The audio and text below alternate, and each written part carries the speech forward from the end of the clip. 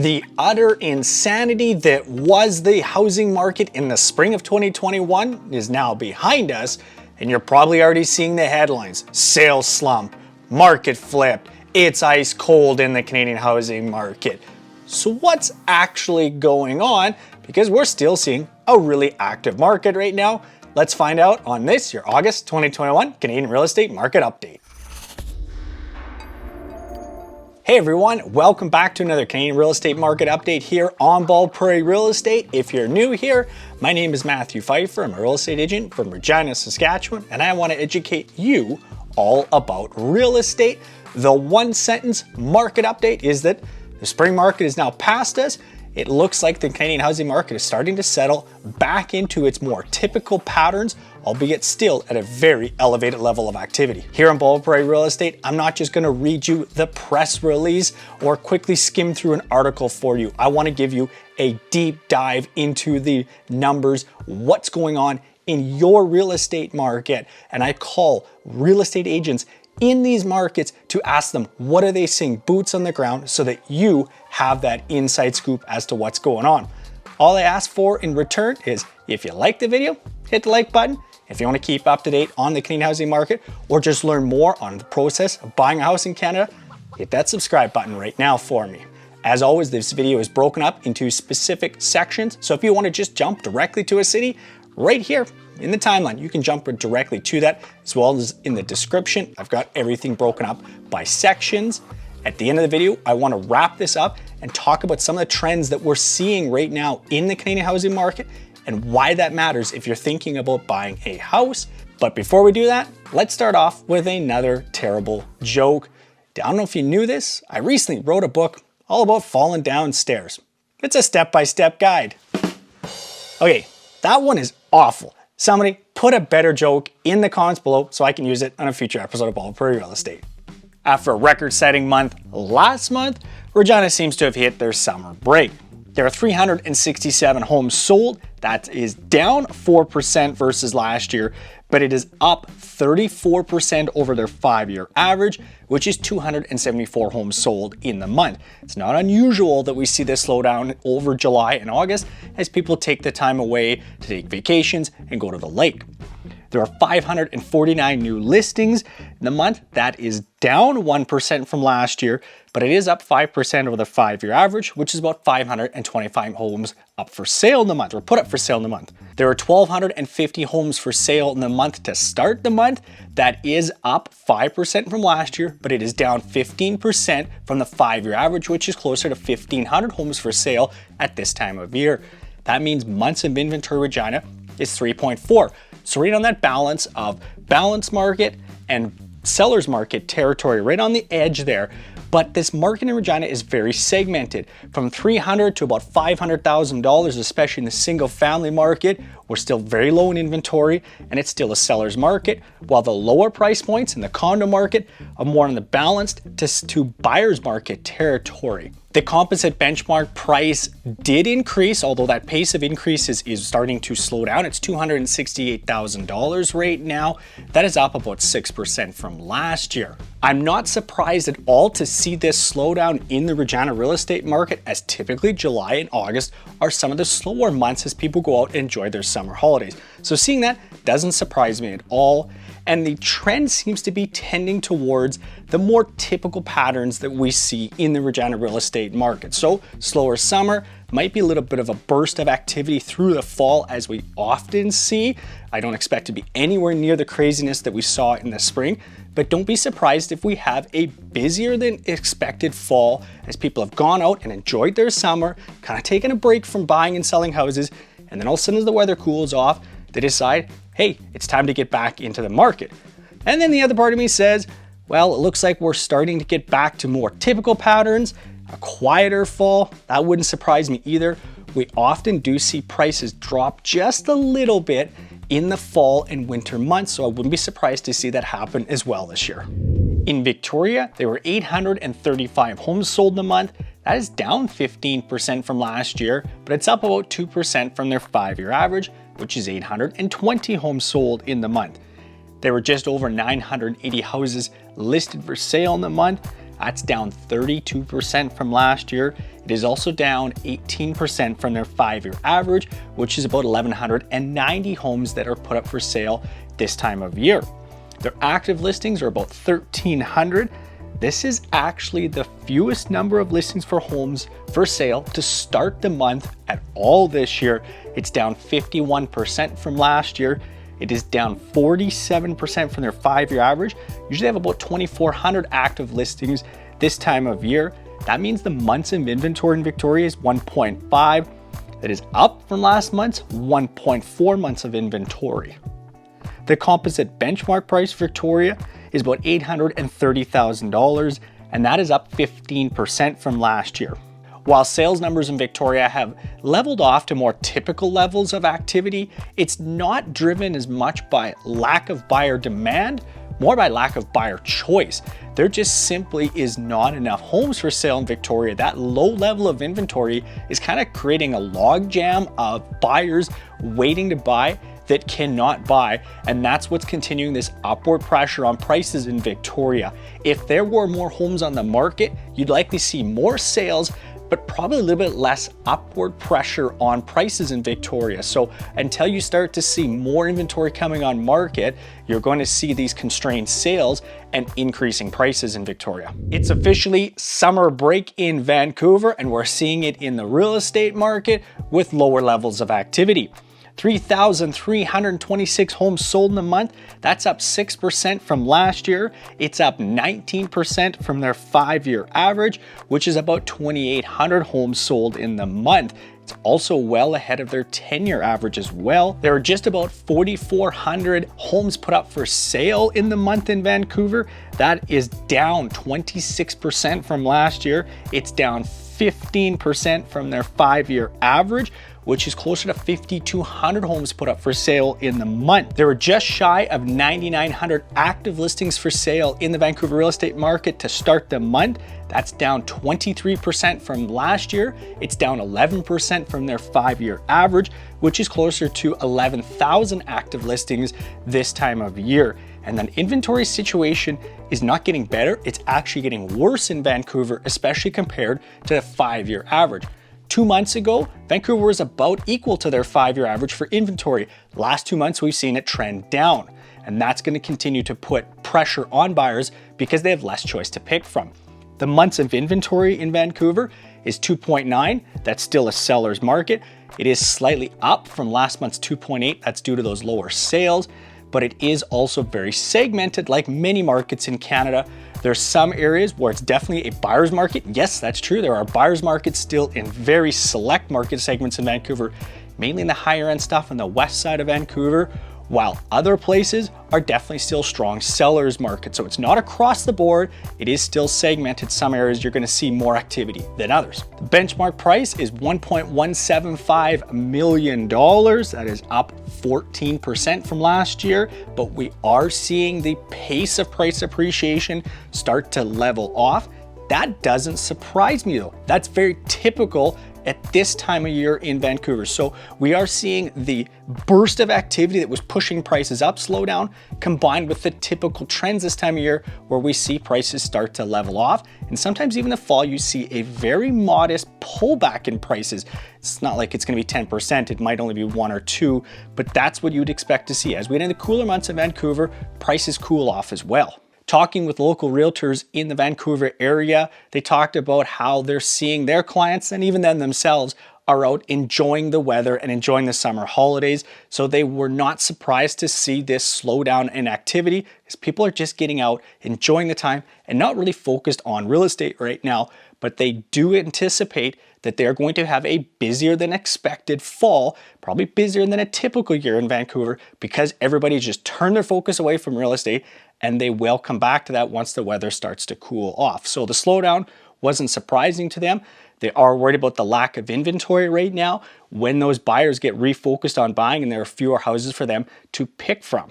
And the condo market continues to see an uptick in activity while the single family market is seeing a little bit of a slowdown. Something I've talked about for a while. We're probably going to see the condo market be a bigger driver overall of the real estate market in Vancouver than single family going into the back half of this year. And if you're a buyer right now, that lower level of buyer activity is meaning less competition for you. So this is an opportunity to get out and look at places and take a chance at buying a house with less competition than you would have in the spring and maybe what we might see in the fall. Activity in the Calgary real estate market has started to slow down, but it's still well above normal levels of activity. They had 2,300 homes sold in the month. That's actually the busiest July on record in Calgary. It's 26% above last year, and it's 40% above their 5-year average, which is about 1,600 sales in the month. There were 3,300 new listings put up for sale in the month. That is up 9% from last year, and it's up 13% from their 5-year average, where they're typically gonna see about 2,900 new listings to start the month. With 6,700 active listings to start the month, that is up 3% from last year, but it is down 8% from their 5-year average in Calgary, where they're usually gonna see about 7,300 active listings this time of year.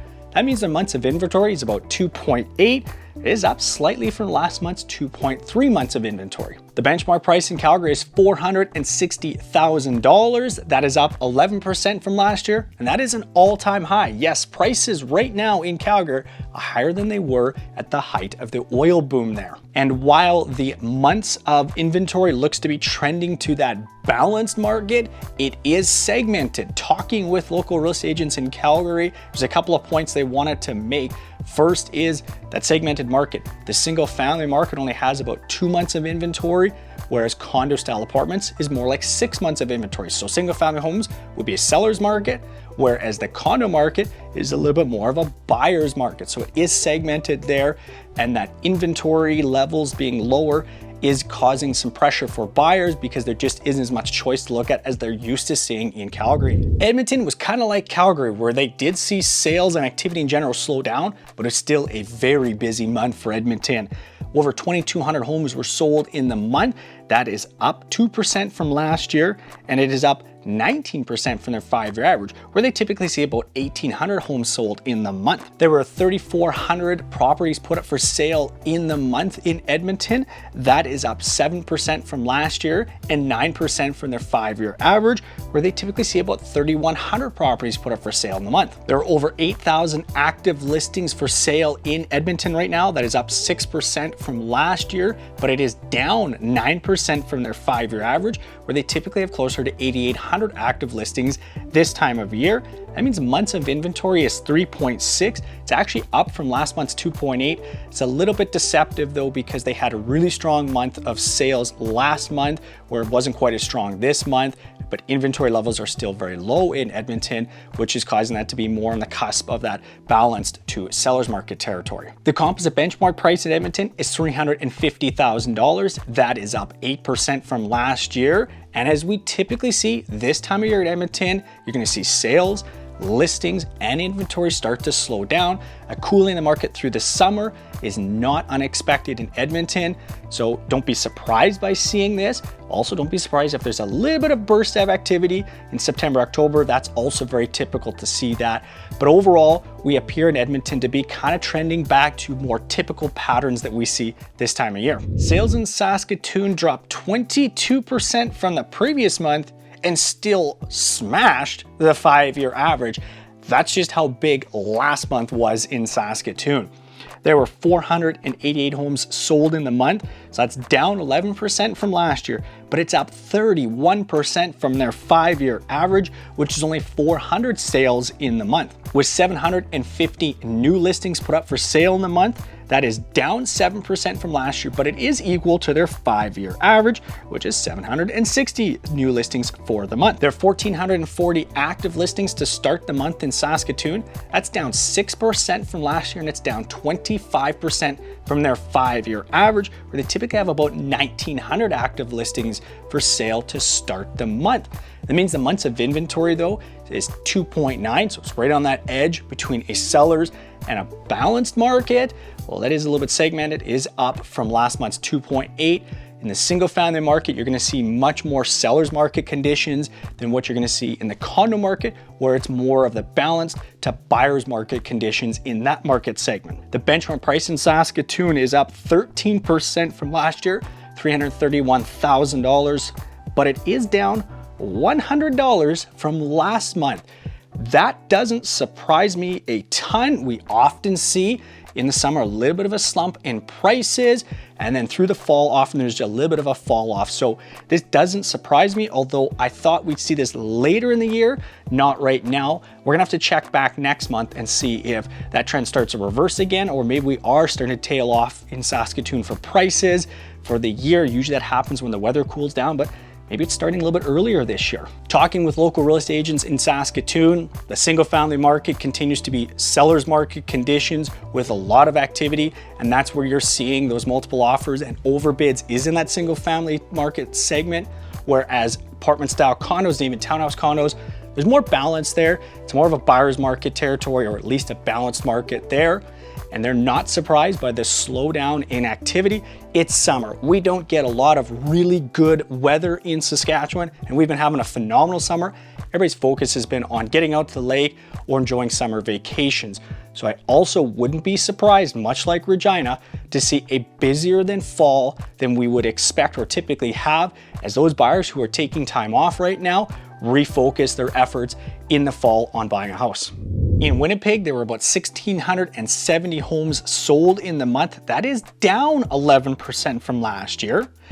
They had about 2,100 new listings come up for sale in the month. That is also down 10% from last year.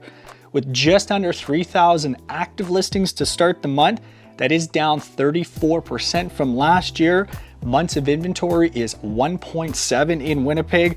Seller's market, it is slightly improved from last month's 1.4. Their benchmark price is about $325,000, and that is up 14% from last year. Talking with local real estate agents there, the inventory levels continue to be well below buyer demand, but this was the first time in over a year sales were lower this month than they were the same month last year. So a little bit of a slowing in demand. I think I have an explanation though for that, and that is Winnipeg, your Blue Bombers, they're playing, and that's where everybody's focused. Nobody's thinking about real estate because they're more focused on the Winnipeg Blue Bombers. Of course, though, once they play the Riders on Labor Day and the Banjo Bowl, and they realize their team is terrible, they're going to get back to thinking about real estate in the fall. So don't be surprised if you see that.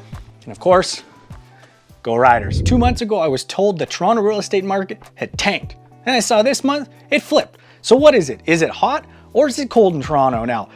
Or is it just more clickbait titles to get you to watch those videos or read those articles, and then it's a totally different perspective when you actually read the article than was on the headline? I don't know these days, but if you want the truth on the Toronto real estate market without the clickbait, hit that subscribe button and I'll keep you up to date. There were 9,400 homes sold in the Toronto real estate market last month. That's down 15% from last year, but it is up 11% from their 5-year average, which is closer to 8,500 sales in the month. With 12,500 new listings put up for sale in the month, that is down 30% from last year, and it is down 15% from their 5-year average, which is closer to 15,000 properties put up for sale in the month. There are about 9,700 active listings to start the month in Toronto, and that is down 42% from last year and 37% from their 5-year average, which is closer to 15,000 active listings at this time of year. That means their months of inventory continues to be at 1 month of inventory. That's equal to last month. This continued lack of inventory is a problem, not just in Toronto, but across the country. I actually have got a video series that I just started talking about some of the problems in the Canadian housing market, calling it Canada's housing crisis. The lack of inventory is what I talk about in part 1. If you want to check out that video, it's going to give you some really valuable insight as to what's going on in our housing market and what is causing this lack of inventory. I'm going to put the link to that in the description, and a pop-up card will come up somewhere on the top of the screen there for you. You can click that as well, but check that out to get a better insight as to what's going on and causing this lack of inventory. I want to quickly put up that sales chart again here. Take a look. If you see, typically we see a drop in demand through the summer months. So seeing sales slow down should not be surprising given what we typically see in the summer in Toronto. But if you look as well in the fall, It's also not surprising if we were to have a bump in activity. People finish their summer holidays and then they refocus on real estate. So don't be surprised to see an uptick activity if we kind of continue back in more normal patterns, which it feels like we're starting to settle into more normality in the housing market in Toronto right now. Now, look at the inventory chart I've got here. You will see that we should see inventory dropping, but we also see it come back up just a little bit in the fall. The problem we've got right now is that we have less inventory than we typically have and buyer demand that is still very strong. So if we see demand pick up in the fall, like we often do, and this low level of inventory, that's going to put a lot of pressure on the Toronto housing market. Talking with local real estate agents in Toronto, there was a couple of pieces of information I think are very valuable to you. And that is this pace of sales for single family homes has declined 25% in Toronto compared to last year. But remember, demand for single family homes this time last year in Toronto was through the roof. And condos, the sales are up versus last year. But again, remember, last year was one of the weakest times for demand for condos in Toronto. So what does that mean? We're starting to see buyer preference kind of normalize again to what we would typically see in Toronto. Those that like downtown lifestyle, they're coming back and buying those condos. But there still are people that want those single family homes and the space in the suburbs, so they're still buying them. But that shift where we had a huge surge in demand for single family homes is starting to kind of normalize again. People are looking at downtown condos, and the prices of condos is much more affordable than single family homes. And that's also why you're seeing an uptick in demand for that type of product in Toronto. Are things starting to finally balance out a little bit in Ottawa? I think they are. More on that in 1 second here. There were 1,700 homes sold in the Ottawa real estate market last month. That's down 21% from last year. It is equal to their 5-year average, which is 1,700 homes sold in the month. There were 2,450 new listings put up for sale in the month in Ottawa. That's down 1% from last year. It is up 5% from their 5-year average, which is about 2,300 new listings put up for sale in the month. There were 2,100 active listings for sale to start the month. That is up 14% from last year, but it is down 53% from their 5-year average. Typically in Ottawa, we see about 4,600 homes for sale at this time of year. It means months of inventory finally increased in Ottawa. 1.25 months of inventory, up from last month's 1 month of inventory. At one point this year though, they had about 2 weeks of inventory. The Ottawa Real Estate Board did make some changes to the calculation for the benchmark price. So you're gonna see a jump in the number value here. Last month I had it about $650,000, and all of a sudden you're gonna see a jump to $670,000. No house prices do not go up $20,000 in 1 month in Ottawa.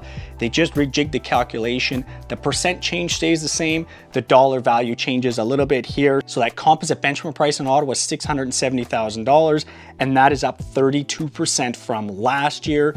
Looking at average price, that actually declined. Now, average price and benchmark price are different. There's a different calculation. Benchmark price is a more accurate representation of pricing, but it's not surprising to see a little bit of a lull in sales and prices through the summer months in Ottawa. Talking with local real estate agents in Ottawa, they're not surprised by this slowdown. It feels like summer break. That's typical. People want to get out and enjoy the summer weather here.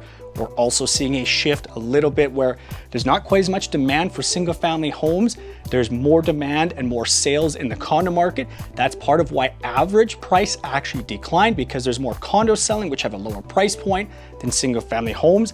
The benchmark price, that is not affected by those different types of property selling because it's comparing like to like properties. So the benchmark price is going to be more representative of what is going on in those property types than average prices.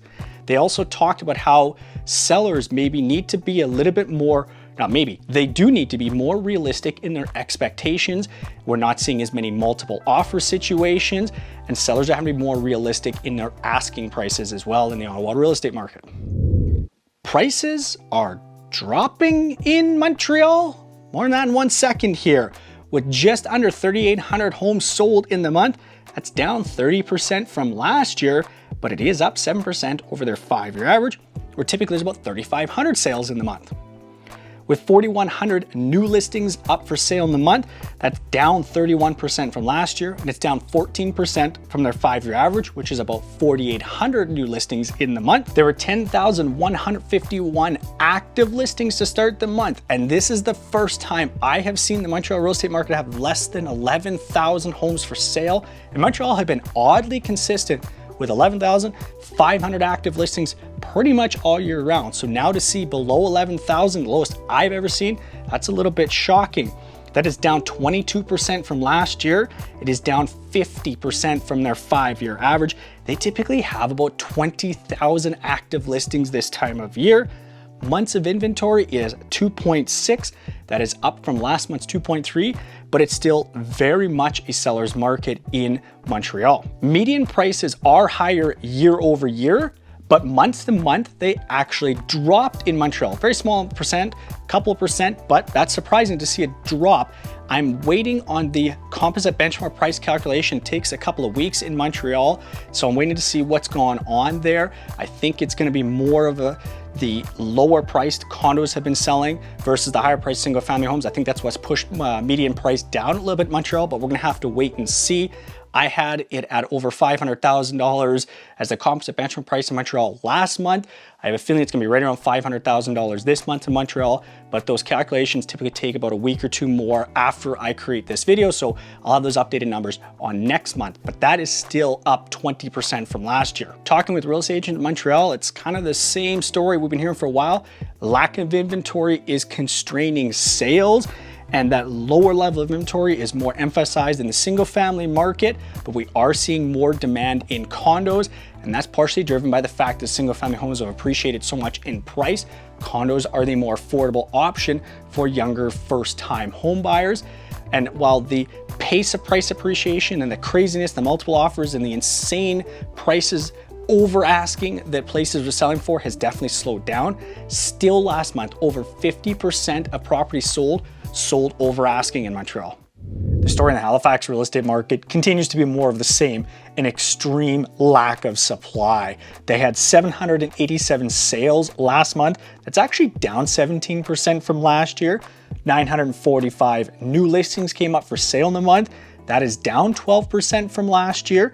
And with only 500 active listings right now, that means they're down 67% from last year. And last year they were down about 60% from the year before. The months of inventory in Halifax is 0.6, half a month's worth of inventory, meaning they're gonna sell out houses in 2 weeks if they don't get new listings. This is the tightest inventory situation anywhere in Canada, and it has been for quite a while now. That, of course, has pushed up that average price. They're now at about $445,000. That is up 25% from last year. Talking with local real estate agents, they are seeing a small amount of a slowdown in terms of buyer demand as well as seller demand. They're not seeing quite as much of an active market. They attribute that to everybody taking some time off, enjoying the summer holidays. But I think everybody there is anticipating that's gonna ramp back up again in the fall as the weather cools off. I don't see this high demand, low inventory situation resolving itself in Halifax anytime soon right now. We see this sales slump, and now we got doom and gloom in the headlines. The market has flipped, the market's tanked, it's gone cold, all those types of headlines, sales slump. That's the type of headlines you're seeing in the news right now or across the internet. And yeah, they're pretty clickbaity and maybe they got you to check out the video or the article, but that should be expected. We should see a slowdown this summer if you were following the data and looking back at historical trends. That's exactly what you'd see. July and August are slower months than Canadian real estate market. September, October can often be a little bit busier.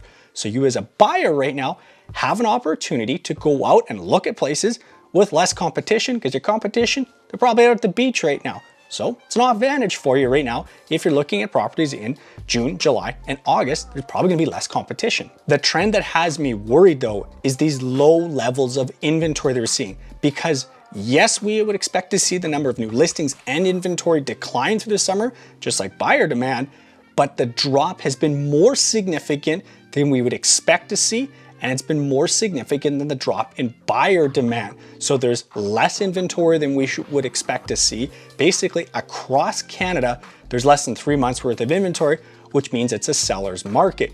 If we see that expected return of activity in September and October, and I think it's going to be busier this year because I think we've got more buyers out enjoying their summer vacation that aren't focused on real estate right now, that are going to come back and start thinking about real estate in September, October, that might cause a little bit of a frenzy in the market. It might push prices up if we see that even just regular return of demand and we have these low levels of inventory. That could be a problem. It could cause upward pressure on prices and kind of more of a frenzy in the market. I don't think it's going to be like what we saw in the spring. I don't think it's going to be anywhere close to what we saw in the spring, but I wouldn't be surprised to see an uptick in activity through the fall months. So if you're out looking at houses right now, take advantage of this opportunity with less competition. You know what else you should take advantage of? This playlist right here. That's a first-time homebuyer playlist that's going to answer all the questions you have as a first-time homebuyer and get you ready to buy that first house. Right here, this video is what the YouTube algorithm says you need to watch next on Prairie Real Estate. And as always, guys, thanks very much for watching.